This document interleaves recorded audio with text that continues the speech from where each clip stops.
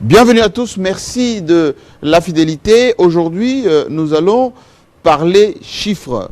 Nous allons parler budget national, exercice 2023.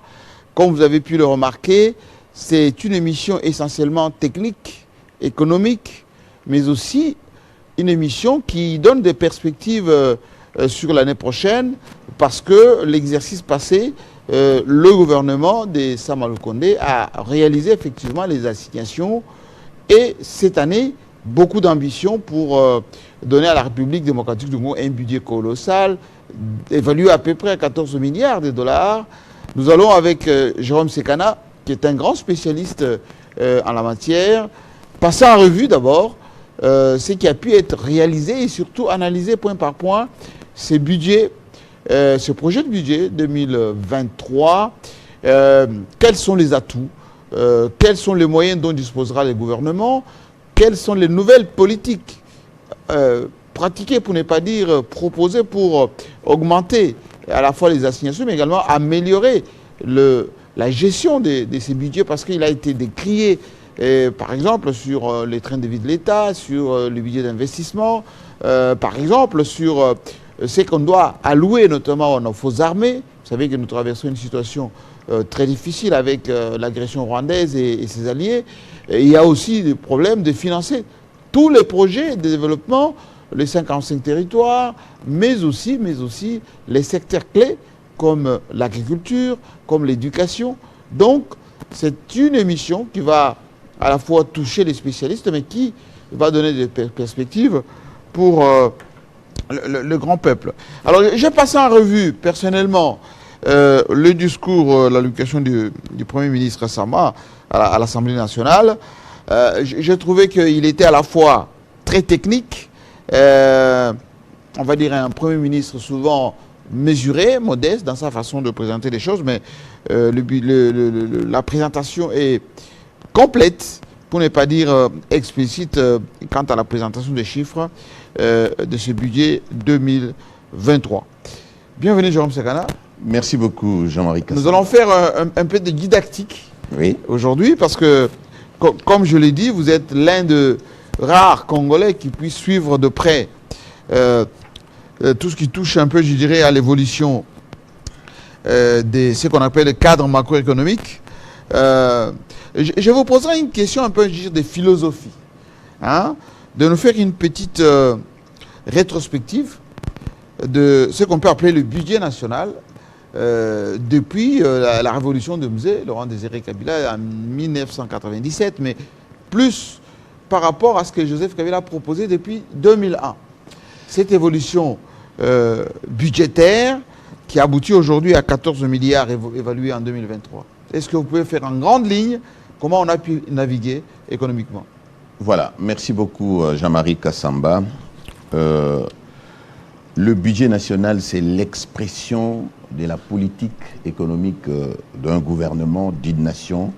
C'est le symbole de nos richesses, les richesses qui appartiennent à tous les Congolais.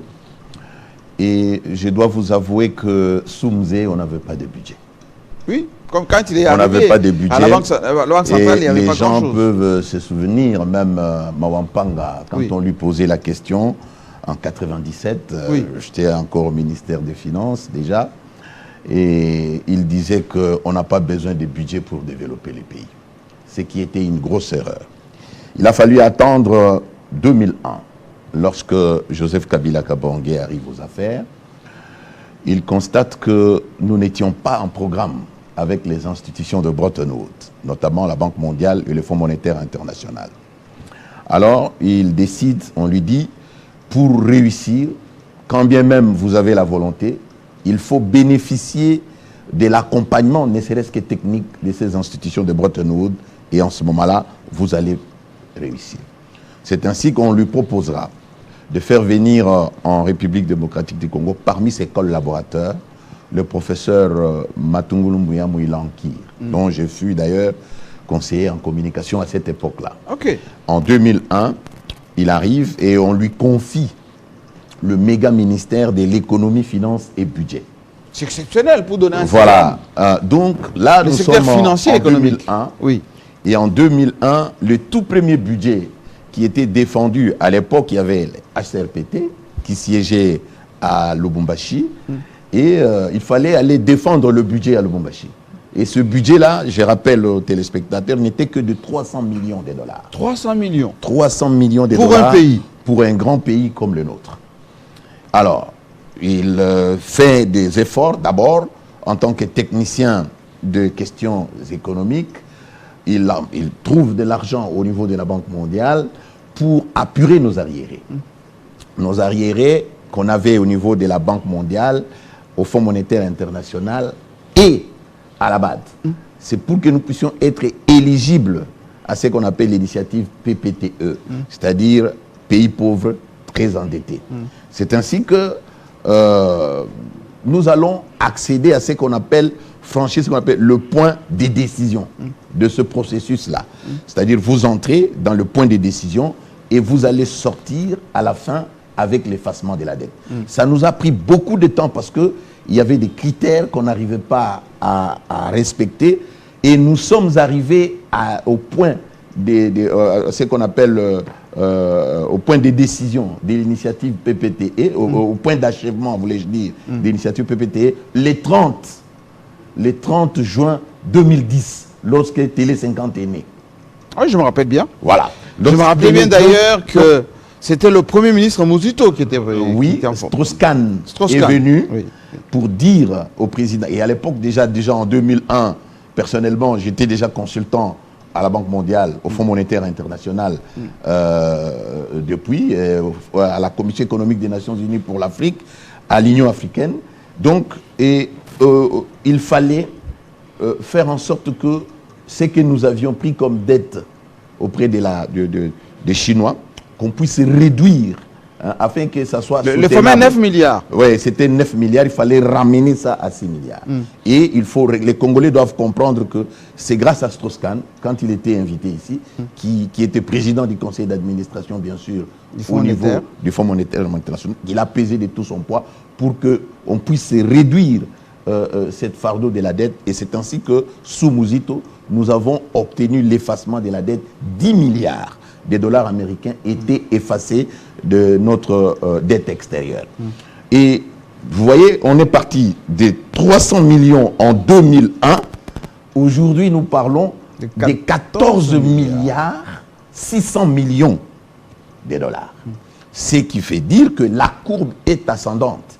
Mais entre les deux, il s'est passé beaucoup de choses. Entre le premier chiffre et le dernier chiffre pour lesquels nous allons beaucoup parler aujourd'hui. Oui.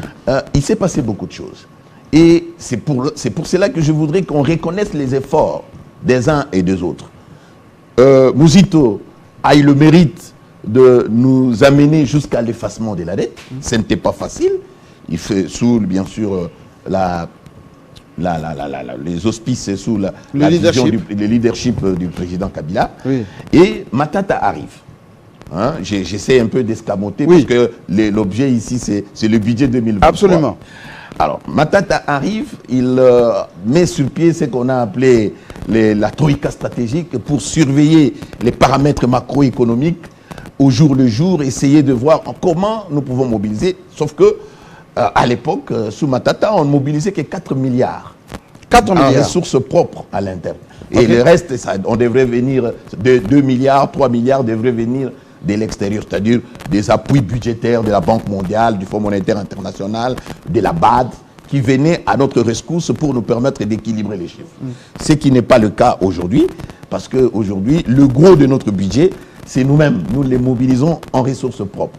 Alors, Matata engage un certain nombre de réformes. Vous avez la bancarisation, vous avez les codes miniers, mais il lance également ce qu'on a appelé la chaîne de la recette. Nous allons en parler tout de suite. Oui. Parce qu'il faut reconnaître que cette embellie, la situation que nous vivons aujourd'hui, c'est la conséquence logique de beaucoup d'investissements en amont. Hein, comme je vous ai dit, tout le monde a donné du sien pour qu'on en arrive là. Et il y a bien sûr l'embellie des cours des matières premières. Le cobalt est à plus ou moins 51, 52 000 dollars la tonne métrique. Vous avez les Colombo, Tantalite, les coltans est à plus ou moins 114 000 dollars la tonne métrique, ainsi de suite. Oui. Mais il y a les réformes engagées au sein du code minier qui ont fait que, avec les super profits, je signale ici que... Il faut qu'on revienne sur les super profits. Oui, bien sûr, les super profits, l'embellie, les super profits, c'est-à-dire, au jour d'aujourd'hui, vous pouvez considérer que le gouvernement Sama Lukonde a relevé les défis. Voilà pourquoi, personnellement, j'ai la fierté d'en parler, parce que si j'étais un président d'un jury, je dirais que le gouvernement Sama Lukonde a réussi avec une grande distinction.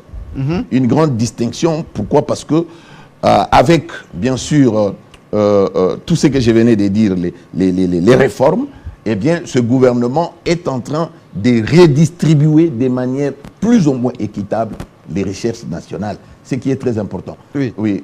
Je voulais vous permettre, terminer d'abord, qu'on puisse lancer un élément d'explication du budget. Oui, on va expliquer le budget, mais je tenais d'abord à expliquer ce qui est à la base. Il y a bien sûr l'embellie, mais il y a les réformes.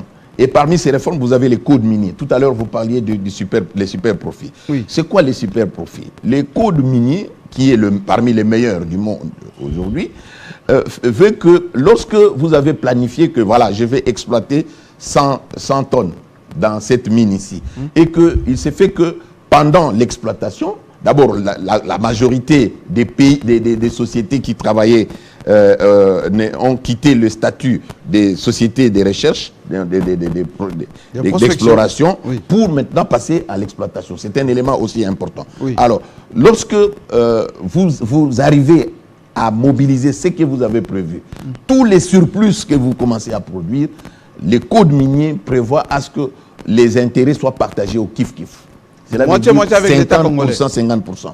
Donc, vous avez pris ce qui était prévu. L'État a pris les miettes des impôts et taxes qui étaient prévus. Mais dans le cadre des super profits, eh bien, c'est kiff-kiff. Au moment où je vous parle, l'État congolais est en train de recouvrer 1,4 milliard. C'est 1 milliard plus ou moins 470 qui est par là. Donc, ça peut atteindre 1,5 milliard de dollars au titre du redressement des super profits qui n'étaient pas encore payés. Il y a bien sûr la tergiversation des sociétés minières, mais on finira par recouvrer. Et il y a aussi les réformes. Parmi les réformes, j'ai parlé bien sûr du code minier, il y a la chaîne de la recette publique. La chaîne de la recette publique, c'est une grande innovation implémentée depuis 2018 qui veut qu'on puisse numériser, qu'on puisse digitaliser le processus de recouvrement. Et il y a 4 phases dans le recouvrement des recettes de l'État. Il y a la constatation, la liquidation, l'ordonnancement et le recouvrement.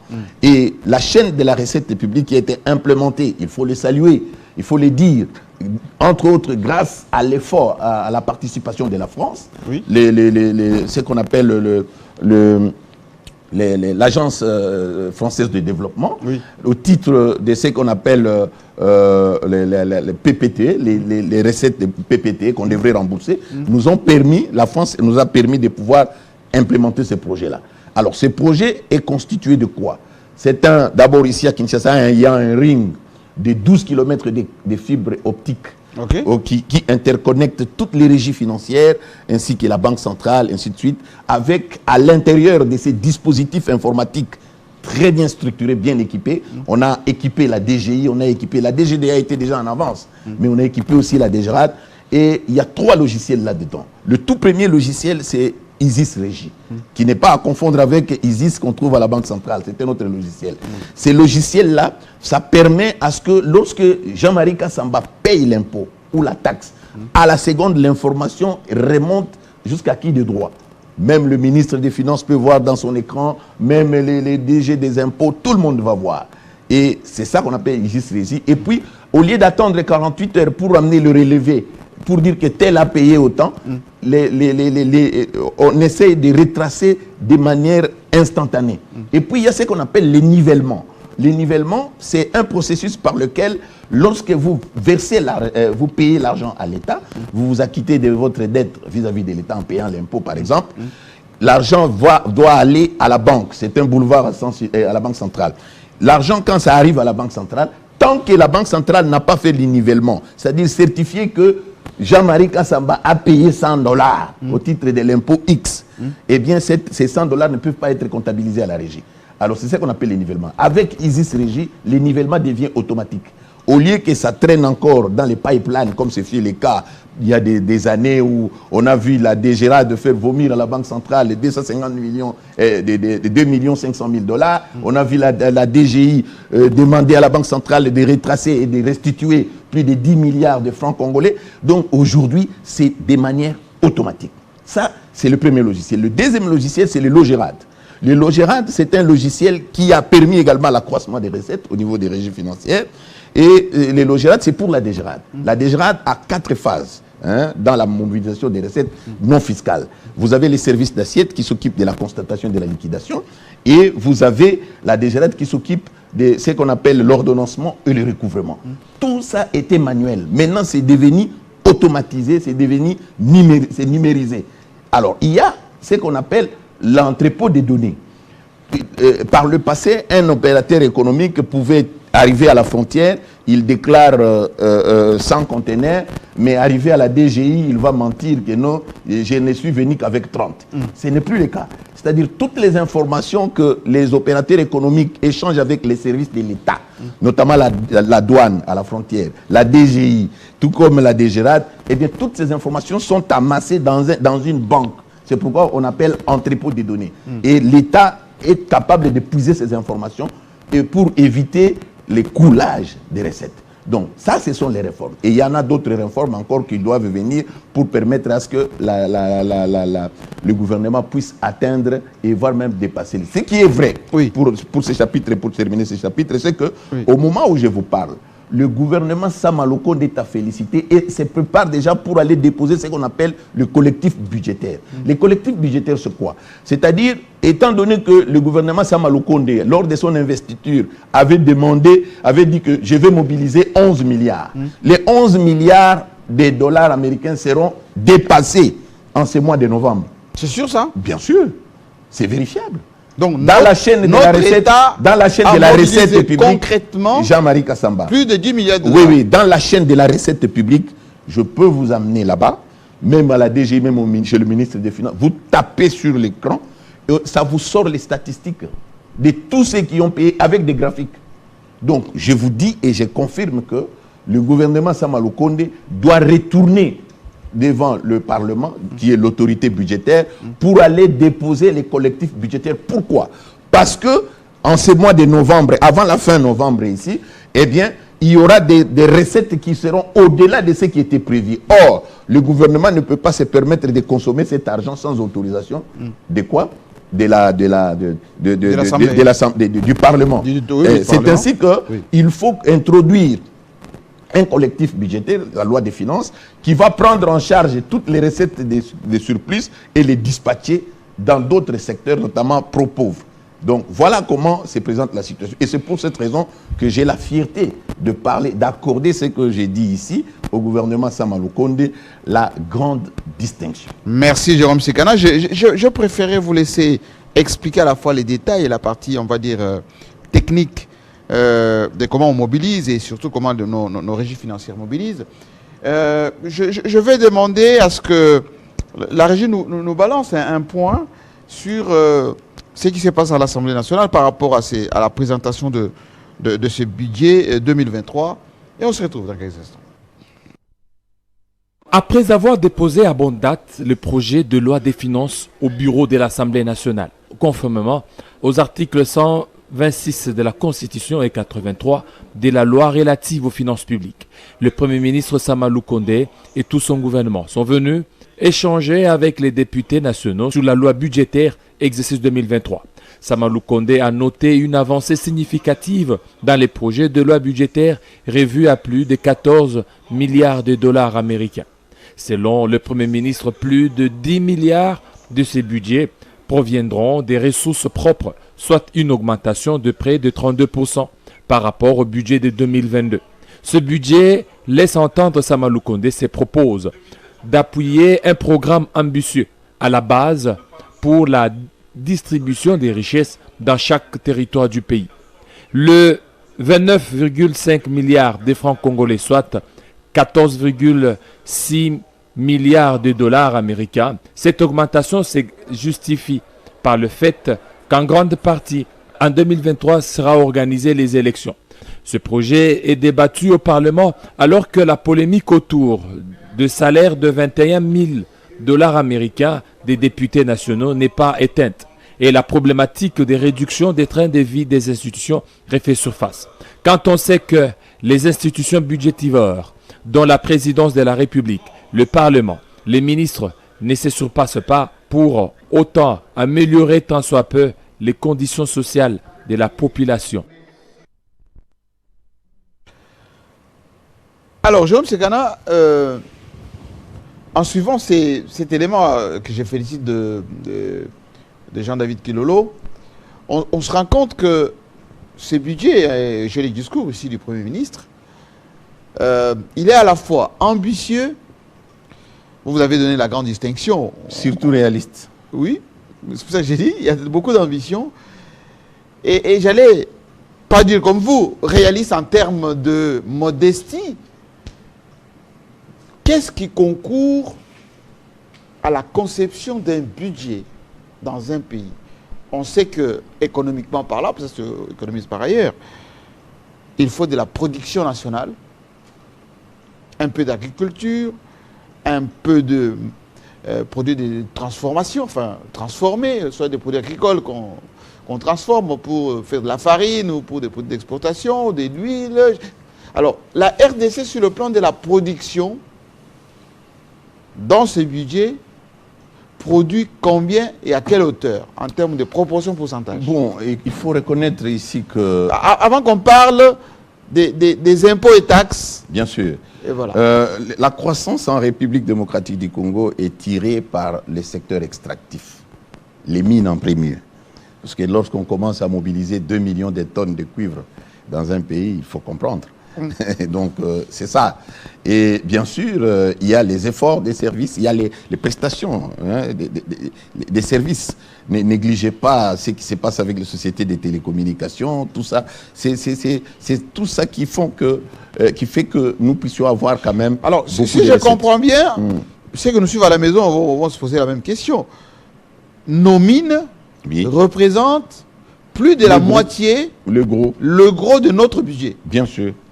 C'est-à-dire que la redevance minière, c'est-à-dire que le code minier... Je vous ai donné un exemple. Oui.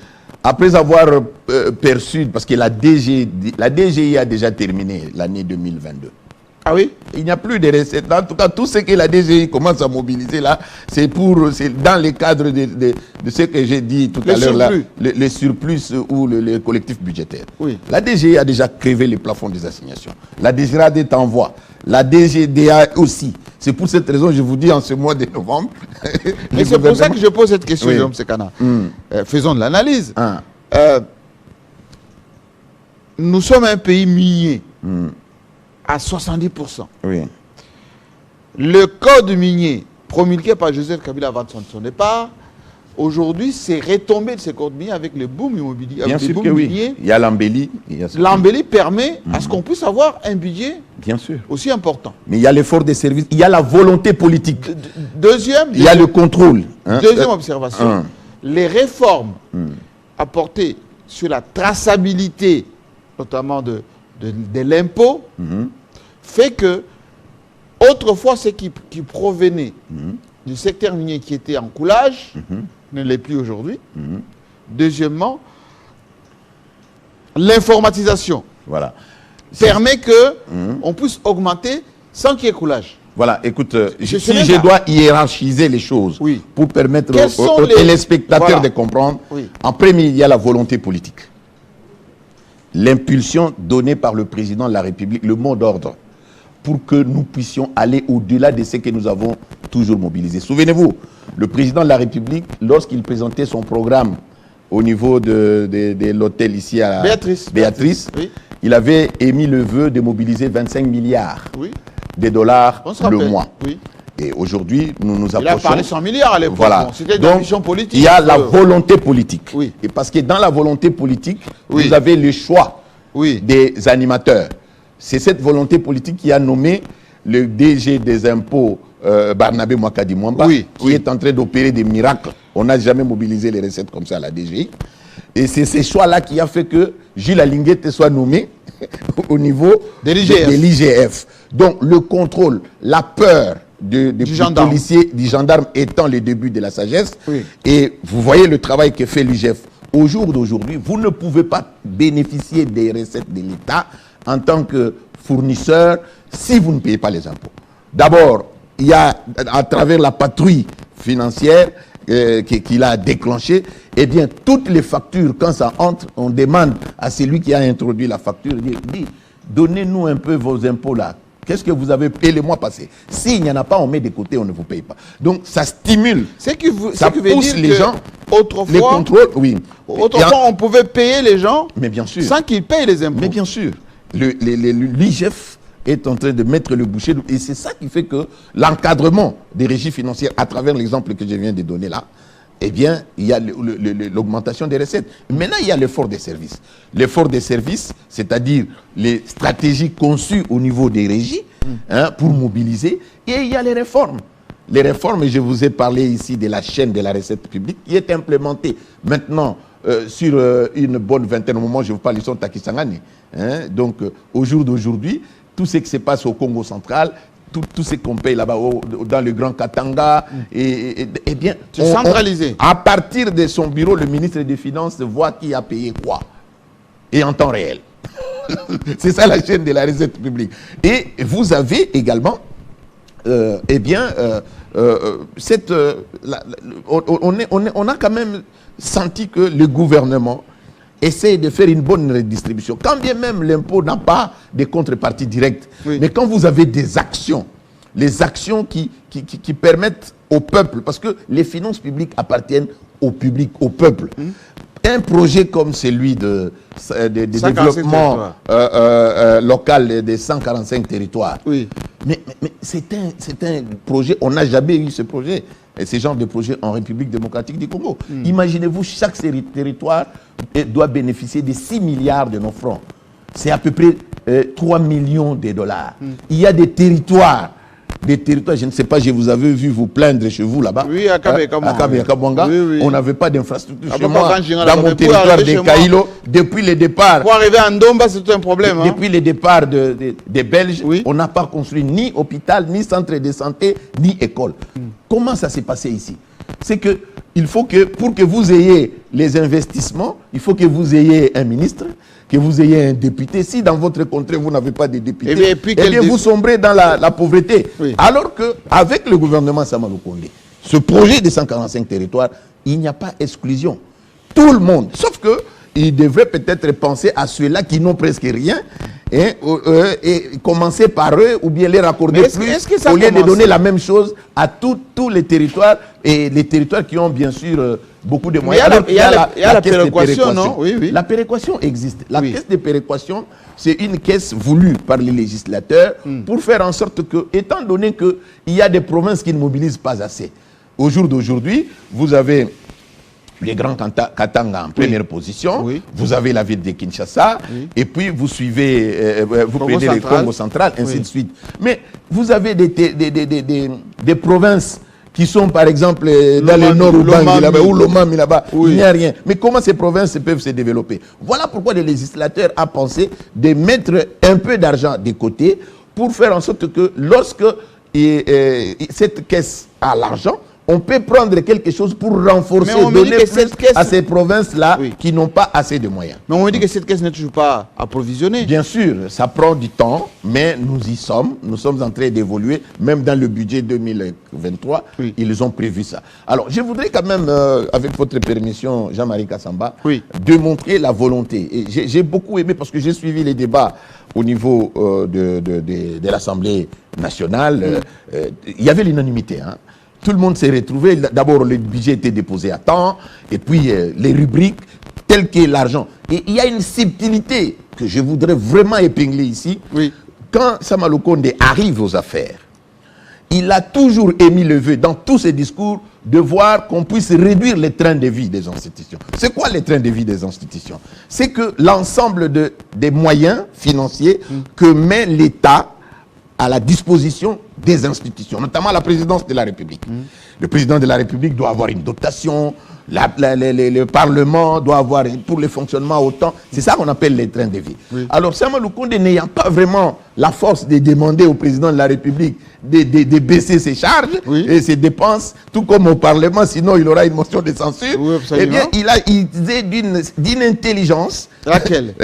C'est que il a fait endosser ça au Parlement. C'est-à-dire, comme c'est lui qui prépare, comme c'est le gouvernement qui prépare le budget, eh bien, ils ont dans la répartition, étant donné qu'on a augmenté le budget côté enseignement, côté de l'armée, vous savez, avec la loi de programmation de l'armée, on est à 1 milliard, de dollars. D'ailleurs, je suis sûr que après, comme le budget se trouve sous examen au niveau de l'ECOFIN, je suis sûr, nous nous retrouverons, vous me donnerez raison, on ira jusqu'à 15 milliards. On pourra même aller jusqu'à 2 milliards et on va mobiliser 18 000 hommes de troupes sous les drapeaux côté de l'armée et 6 000 pour dans ce budget-là pour la police. Alors, lorsque le Premier ministre a constaté qu'il avait, avec les dépassements qu'on a vécus au niveau de la présidence, au niveau de l'Assemblée nationale et tout ça, il dit, comment je peux aller là-bas? Sinon, je risque de me faire, on va me remonter les bretelles.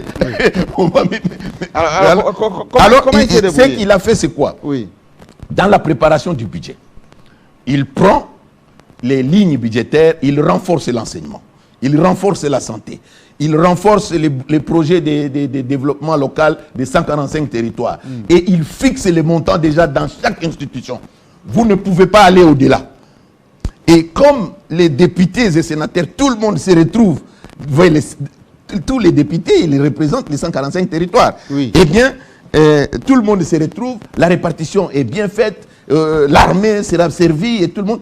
Ils sont contents et automatiquement, ils acceptent inconsciemment ils acceptent que ce budget-là est déclaré recevable. En d'autres termes, la réduction des trains de vie des institutions voulues par le gouvernement, qui est de l'ordre de 14%. Oui, j'ai vu ça. 14% est effectif. Est-ce qu'en langage clair, les salaires qui touchent aujourd'hui les députés, ou ces avantages en termes de primes, comme disait le ministre Kazadi, ça va diminuer, ça va augmenter? Bon, vous savez, les députés... Les 21 000 probables. Non, il faut comprendre une chose. Les députés ont des émoluments. Oui, 14 000. Tout comme les sénateurs. Mais chaque chambre a un budget de fonctionnement costaud, en termes de millions de dollars par mois.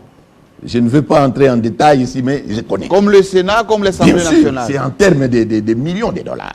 Et ça, c'est pour le fonctionnement.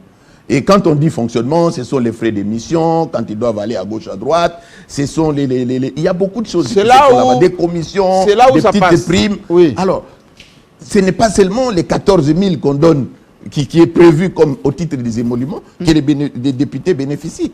Souvenez-vous, en 2010, quand nous nous sommes battus d'ailleurs pour que les députés, nous étions l'unique pays au monde où les députés ne payaient pas les impôts et les sénateurs.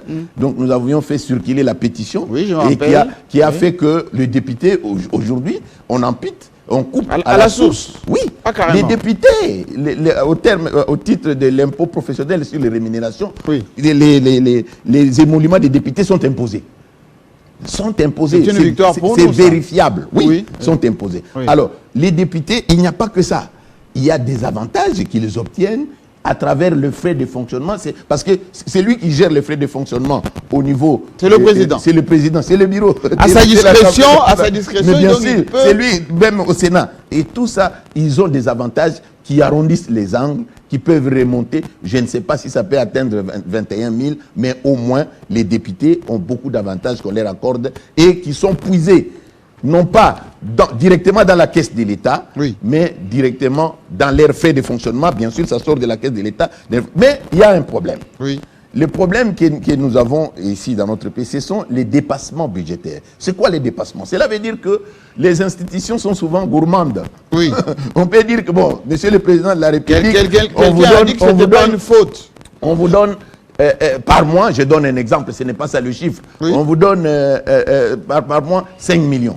Mais parfois, il peut aller au-delà, 7 millions, à cause des urgences d'État. Hein, il y a des problèmes importants qu'il faut résoudre au ministère des Affaires étrangères, ainsi de suite. Alors, c'est ça qu'on appelle les dépassements. Là où ça fait mal, c'est que certaines institutions arrivent jusqu'à 5000% des dépassements.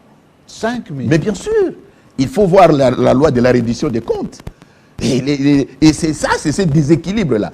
Voilà pourquoi les gouvernements, le Premier ministre a dit qu'il faudra vraiment que cette fois-ci, chacun respecte la ligne budgétaire, la provision. Pourquoi? Parce qu'il y a une grande réforme qui arrive, Jean-Marie Kassamba. Il y a une grande réforme. Pour le moment, nous avons le budget des moyens.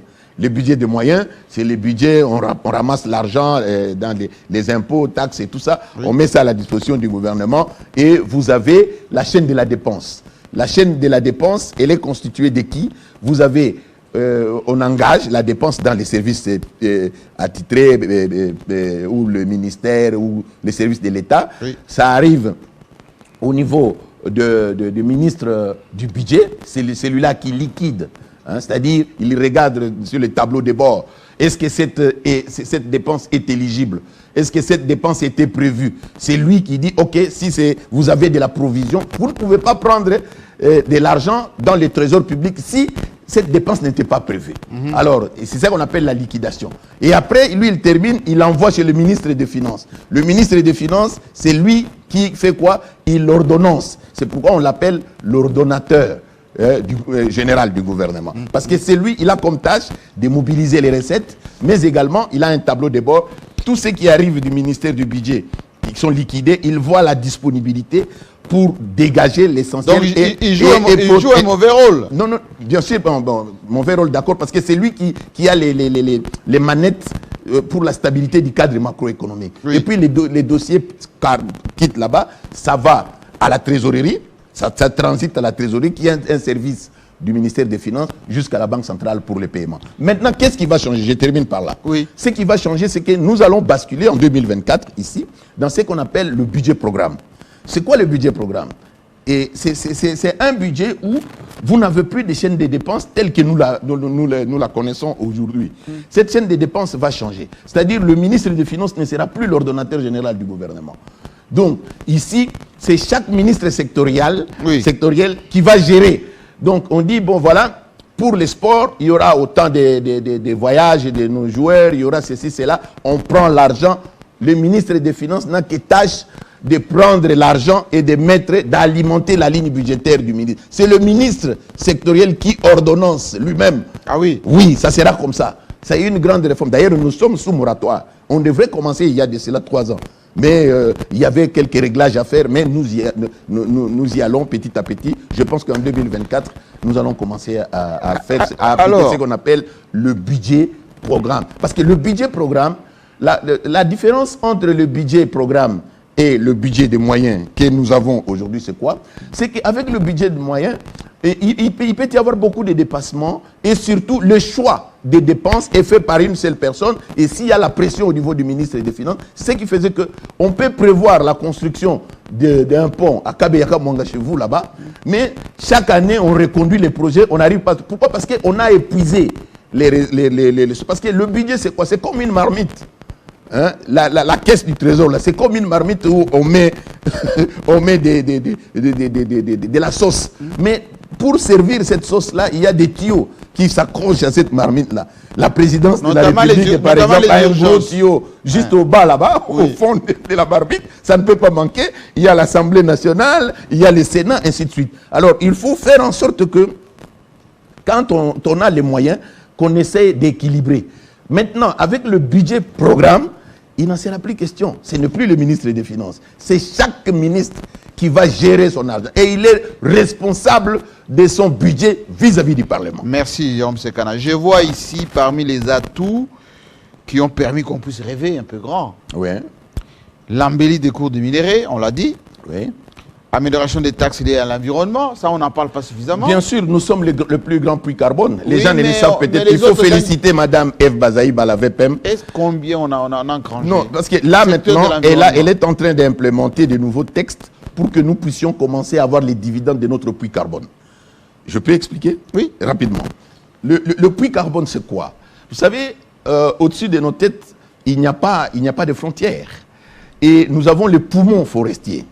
Nous avons les poumons forestiers de l'Amazonie et de la du bassin du Congo. Avec nos tourbières. Alors, au jour d'aujourd'hui, le taux de déforestation en Amazonie est de 4% l'an.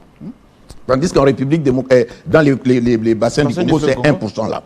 Ce qui fait que nous avions étudié, nous tous, à l'école, ce qu'on appelle la photosynthèse. La photosynthèse, c'est un phénomène naturel qui fait que nous avons besoin de l'oxygène, oui, tandis que les plantes ont besoin, tous les animaux, parce que l'homme est un animal intelligent, tous les animaux, nous avons besoin de l'oxygène, tandis que les plantes ont besoin de carbone, les COD. Oui. Ce qui fait que nous avons besoin, lorsque nous sommes aux côtés des plantes, eh bien, les plantes nous donnent l'oxygène, nous avalons l'oxygène, nous rejetons le carbone. Et ces carbones-là, les plantes prennent les carbones pour transformer encore en oxygène. Alors, si on n'a plus de forêt, oui, si on n'a plus de forêt, eh bien, le monde, c'est ça qui fait qu'il y a réchauffement climatique, on évite d'aller au-delà de 1,5 degrés Celsius. Donc, c'est de l'argent. Jusqu'à on ne bénéficiait de rien du tout.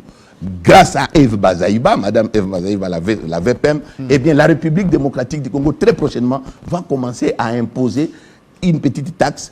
Il y a une discrimination. Il y a aujourd'hui ce qu'on appelle la justice environnementale. C'est-à-dire, la communauté internationale avait prévu de mettre à la disposition des pays qui contribuent à la stabilité, la stabilisation des climats à travers le monde, 100 milliards de dollars. Mais ils ne sortent pas ça. Ce qui fait qu'on nous demande de protéger nos forêts, oui, de ne pas les détruire, alors qu'on ne nous donne pas les moyens pour que nous puissions nous en passer des forêts. Donc, c'est une ressource très importante qui va se faire en termes de milliards dans les années. Je pense que même dans 3 ans, 4 ans, ça va procurer encore beaucoup plus. Même de l'eau, ça va procurer aussi de l'argent. Le problème ici, c'est que le gouvernement doit diversifier les sources de financement de notre économie. On ne doit pas s'accrocher sur l'économie des minéraux, c'est-à-dire... Non.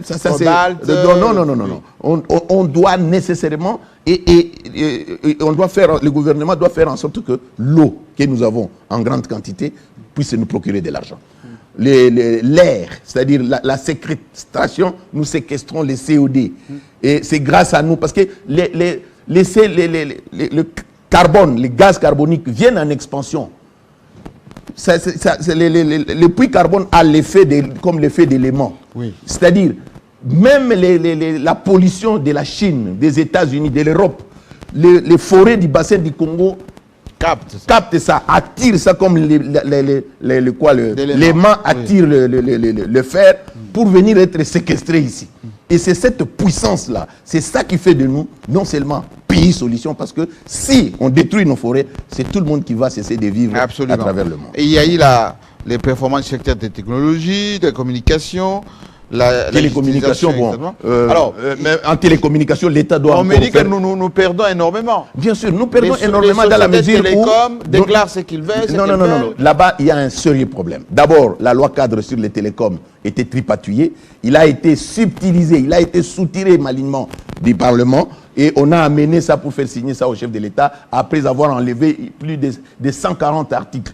On a dépouillé l'État de ses prérogatives. D'ailleurs, au niveau des toiles d'araignée, non, nous avons dénoncé, nous sommes en justice, nous sommes en train d'ester en justice pour faire en sorte qu'on puisse arriver à annuler cette loi cadre pour permettre... Regardez, la Chine aujourd'hui, rien que dans son data, la Chine mobilise par jour 1,5 milliard de dollars. Oui. En termes... Regardez, les téléphones que nous avons, il y a beaucoup d'argent. Oui. Il y a des gens qui peuvent ne pas manger, ils ne peuvent pas manquer les unités, ils ne peuvent pas manquer les mégas, et tout ça, c'est beaucoup d'argent. Et au jour d'aujourd'hui, oui, ni la DGI, ni la DGDA, ni la DGRAD, oui, personne ne peut vous donner le flux exact des nombres d'appels entrants et sortants, oui, et pour arriver à déterminer, à définir l'assiette fiscale à imposer.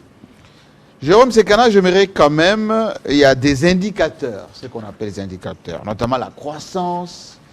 Parce que 6%, oui. Oui, alors... Ouais, on est au-dessus de la moyenne, 4%. C'est pour ça que je l'ai posé la question. Nous avons connu le Covid. Nous avons connu, on va dire, un peu une période de vache maigre. Il y a eu ce qu'on appelle la crise, qui était mondiale, celle-là. Comment expliquer que la RDC a une croissance positive alors que beaucoup de pays en moyenne, notamment les pays européens, sont en récession? C'est pour cette raison qu'il faut applaudir de demain le gouvernement Samalou Kondé. Parce que il y a ce qu'on appelle la résilience économique. Oui. La résilience économique, c'est quoi? C'est la capacité dont dispose un pays pour faire face aux chocs à la fois exogènes et endogènes. Les chocs endogènes, ce sont des chocs qui peuvent se produire à l'intérieur du pays. Il y a une catastrophe, il y a des problèmes, des crises. La guerre, c'est un choc. Vous comprenez? Et puis, il y a des chocs exogènes qui viennent de l'extérieur, notamment la Covid. La Covid est passée par ici, ne l'oublions pas. Avec ce qui se passe, la guerre entre l'Ukraine et la Russie, ça a un impact négatif. Le Premier ministre l'a dit dans son discours. Alors, le gouvernement a comme mission, en tant que gestionnaire de l'État, de prévoir des mécanismes, de concevoir des stratégies pour faire en sorte que nous puissions résister. Et c'est cette résistance-là, lorsqu'un pays résiste à un choc extérieur et qu'arrive à bondir dans la bonne direction après que cette crise soit passée, c'est ça qu'on appelle la résilience économique. Et le gouvernement de Samalou Kondé a réussi avec succès. Nous sommes à un taux de croissance de 6% du PIB. C'est ce qui est très important. Alors que la pression fiscale n'est que de 14%. C'est-à-dire par rapport à ce que nous avons comme PIB, qui approcherait les 70 milliards, eh bien, nous ne mobilisons que, nous ne prenons que 14, c'est peu. Ailleurs, c'est plus, hein? Bien sûr, jusqu'à 30%. Jusqu'à 30%. D'ailleurs, moi, quand les gens on n'augmente pas cette pression fiscale? Non, il faut y aller mollo mollo. Parce que nous sommes dans un pays où la culture fiscale est par terre, n'existe pas. C'est pour cette raison, depuis 25 ans, je me bats pour prêcher l'impôt. Vous savez que nous sommes plus ou moins 100 millions de Congolais, mais il n'y a que 165 000 personnes physiques et morales confondues qui payent les impôts, qui sont en ordre avec le fisc. Mais je vous dis, les miracles que la DGI est en train de réaliser aujourd'hui sous la direction de Barnabé Mwakadi Mwamba, c'est un miracle vraiment divin. Mais dans la mesure où l'assiette fiscale est faible, avec le répertoire ne signale que 165 000. Les répertoires fiscaux. Qu'est-ce qui va pousser le Congolais vers la culture de l'impôt? Mais bien sûr, il faut vulgariser. Il faut que le gouvernement mette le paquet. Nous sommes là depuis 25 ans, nous le faisons. Il faut que le gouvernement comprenne que c'est à travers la sensibilisation. Et il y a des solutions.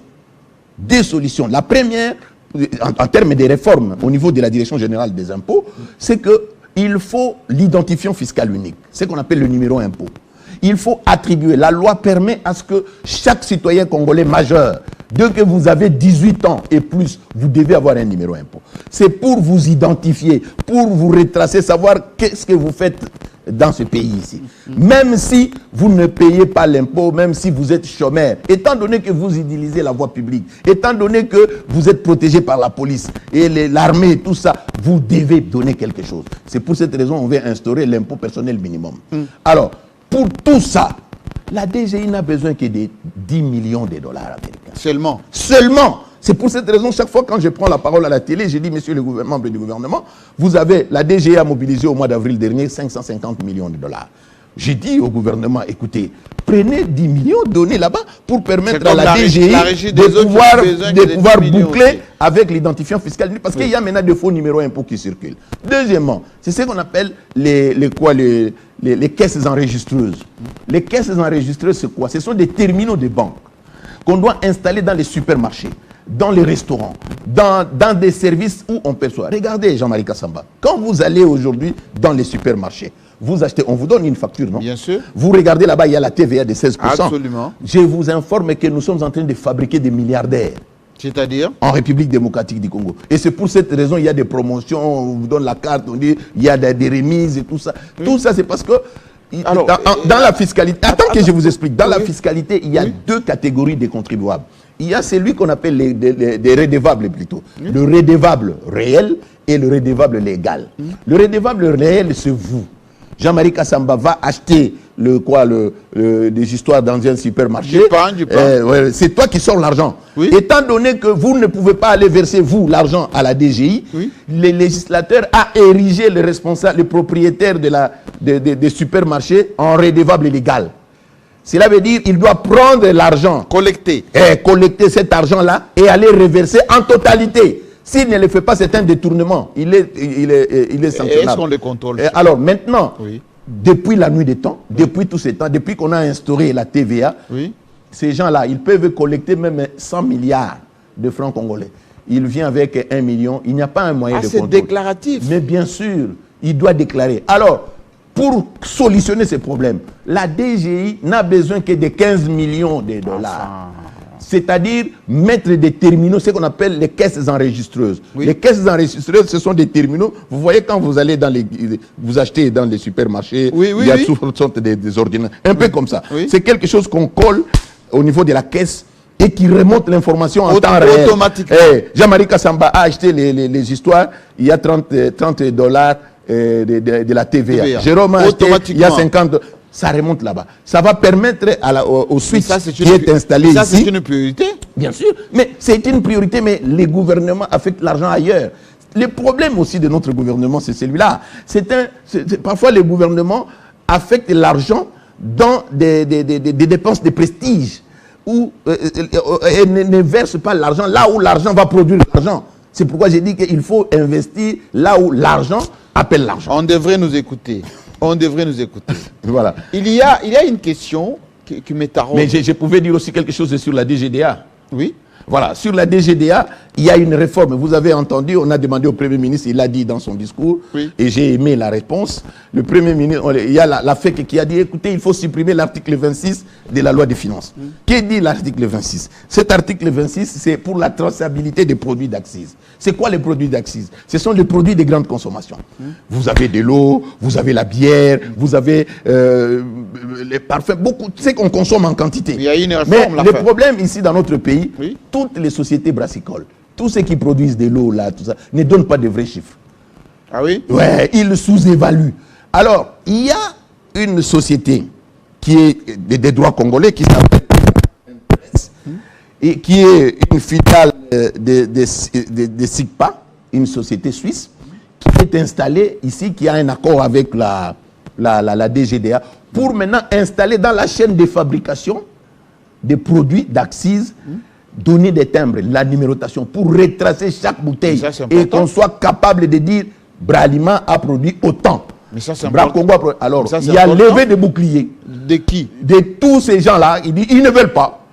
Heureusement, en justice, on a donné raison à la DGDA. Oui. On a donné raison à la DGDA. C'est pour cette raison que le Premier ministre a dit il y a les décisions de justice qui sont là que nous devons appliquer. C'est rien que la traçabilité. Si le gouvernement appuie les problèmes de la traçabilité, la DGI d'abord est capable de mobiliser 2 milliards. Si on applique 2 milliards de dollars. Rien que par cette disposition. Si on fait l'identifiant fiscal unique, les caisses enregistrées, je dis bien 2 milliards par mois, et multiplié par 12, la DGI peut elle-même produire déjà 24 milliards. Oui. Et ça, c'est... Alors, côté DGDA, la DGDA est capable aussi de produire 1 milliard par mois. Si et seulement s'il y a la traçabilité. Et elle peut même monter en puissance. Mais il y a levé des boucliers des sociétés, des opérateurs économiques qui ne veulent pas... Alors qu'au Togo, les mêmes sociétés payent ça. Au Sénégal, les mêmes sociétés payent. Mais comme nous sommes en République démocratique du Congo, ils essayent de tourner autour du pot, essayer de corrompre à gauche, à droite, pour que l'État ne puisse pas rentrer dans ses droits. Mais là, on a dit... Côté DGDA, je n'ai pas terminé. Vous pouvez vous imaginer, nous avons 2 scanners neufs installés à Goma. Ces scanners-là, les scanners, ce sont des équipements, ce sont des véhicules avec radar et tout ça, avec rayon X. Quand vous venez avec votre conteneur, au lieu qu'on décharge la marchandise, le conteneur passe en dessous de la main là, et puis on regarde à l'intérieur, on voit tout ce qu'il y a comme marchandise là-bas. Okay. En 5 minutes, on connaît tout ce qu'il y a là-bas et la valeur. Alors, un matin, quelqu'un de la DGM, qui n'a pas autorité, qui n'a pas compétence, DGM. Oui, il ferme et dit, allez, fermez-moi cette histoire. En complicité avec les trafiquants, avec les fraudeurs. Et vous êtes sûr qu'on a fermé ça? Bien sûr. 2, à Goma, on nous suit à Goma. Le Premier ministre est au courant. La DGDA fait tout mais nos services de sécurité ont c'est extrêmement grave dans la mesure attendez, ils ont une partie extrêmement grave financière pour traquer. Ça, c'est une manœuvre bien sûr, qui va occasionner les coulages. Parce que, pas seulement les coulages, sur le plan sécuritaire, c'est extrêmement grave. Parce que dans un scanner, on voit même les armes. S'il y a un fusil, on dirait qu'il y a des fusils. Alors nous avons des problèmes avec le Rwanda et on prend nos yeux, on les bouche. Mais ce monsieur de la DGM là, qui ne sont pas opérationnels. Attendez, ce monsieur de la DGM là, c'est de quelle autorité il peut intervenir ça? Mais excès des ailes, il n'a pas compétence. Quelqu'un d'autre de la DGM s'était permis de fermer Loufou comme ça. Oh. Et les recettes ne sont pas entrées. Non, je suis sérieux. Je vous en parle. Je suis sérieux. J'ai mené des investigations, j'ai fait des reportages là-dessus. Ce n'est pas normal. Alors, l'argent est là. Il faut que le gouvernement prenne des dispositions. Et le côté des Gérard, oui, il y a les lots Gérard auxquels je faisais allusion. Oui. Parce que j'ai dit que les lots Gérard, c'est un logiciel qui informatise les 4 phases du recouvrement des recettes non fiscales. Vous avez la constatation et la liquidation qui sont à charge des services d'assiette. Les services d'assiette, ce sont tous les services de l'État. Même la signature du président de la République a une taxe pour certains documents. Oui, certains documents qu'il doit signer. La présidence de la République, c'est un service d'assiette. Donc, doit donner de l'argent à la DGRAD. Et puis, vous avez le recouvrement, plutôt l'ordonnancement et le recouvrement, qui sont les 2 actes, plutôt les 2 étapes qui permettent à la DGRAD de pouvoir mobiliser les recettes. Au jour d'aujourd'hui, au moment où je vous parle, eh bien, tout est informatisé. C'est très bien. Les 4 phases sont informatisées, ce n'est plus manuel. Alors, Jérôme Sekana, on doit terminer cette émission avec une question de confiance. Vous avez expliqué les fonctionnements, vous avez expliqué les ambitions, les réformes qui ont été apportées, etc. Nous avons 14 milliards de dollars. Juste une question, est-ce qu'on a fait la reddition des comptes déjà 2000 Mais bien sûr, la loi, le législateur est clair. Le législateur ne peut pas examiner le budget, les projets de budget de 2023 sans d'abord jeté un coup d'œil sur l'exécution du budget passé.